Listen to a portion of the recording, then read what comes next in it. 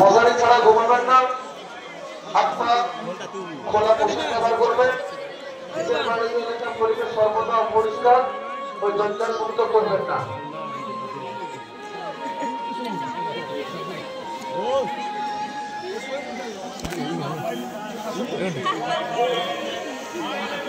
মশা কামড়ে যখন জীবন অপমানিত হয়ে গেছে, আমাদের 3 ধরনের মশা রয়েছে।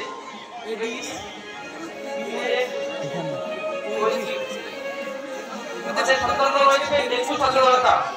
তো এই ডেঙ্গু সচেতনতা আমরা দেখতে পাচ্ছি যে হাসপাতালের রোগী বের করা যাচ্ছে এটা কতক্ষণ জন্য। আসলে আমাদের ডেঙ্গু সচেতনতা আমাদের জন্য যেখানে সেখানে আমরা জল জমা করছি, আমরা ভাবছি ওর পানি জল তো আমরা কেন পরিষ্কার করতে যাবো। আমরা জানছি না যে ওর পানি ওর জমা জল থেকে যে মশাটা হচ্ছে আমাকে কামড়াচ্ছে, তখন কিন্তু আমার কাছে রোগটা হচ্ছে। তো আমাদের কিন্তু নিজেদের সচেতনতা করে উঠতে হবে, নিজেদের সচেতন হতে হবে। এটা কারো ব্যক্তিগত